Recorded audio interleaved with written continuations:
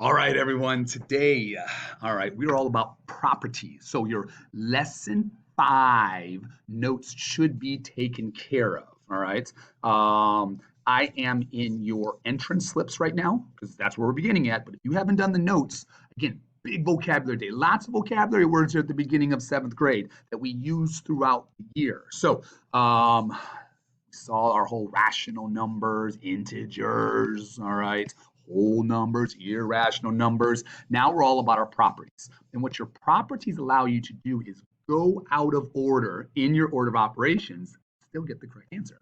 So these are things that always end up working. So we want to make sure that we're, so if you need your notes out on the side to kind of remind you about it there, keep in mind.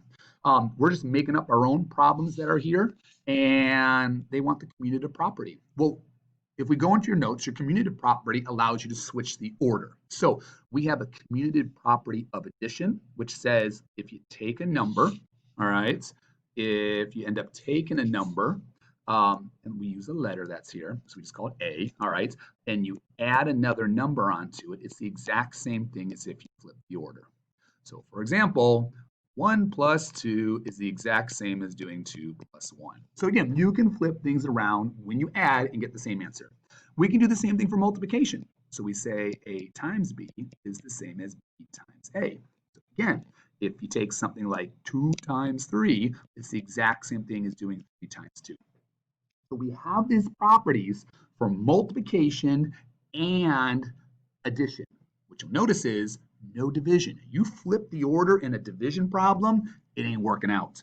You flip the order in a subtraction problem, it ain't working out. So again, make sure, all right, make sure when you're using this that you are using them only with multiplication problems and only with addition problems.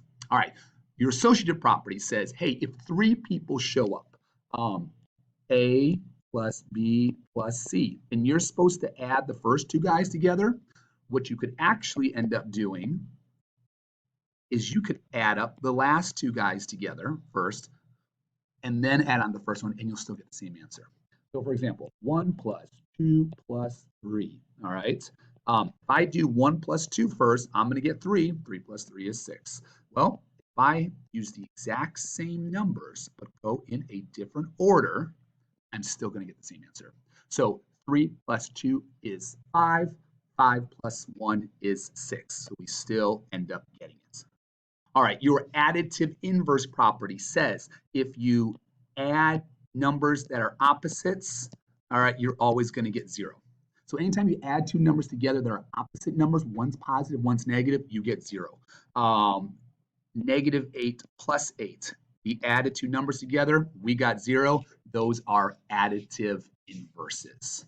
All right, multiplicative inverses. Okay, same idea here is if we multiply 2 numbers, if we multiply, all right, 2 numbers, and now we get 1, those are considered inverses. So 6 times the 6. So if we multiply a whole number with its reciprocal, and that's one of the ways you're going to kind of notice something working out here. But we can also do something like 7/3 times 3/7. If we multiply that together, we also get 1.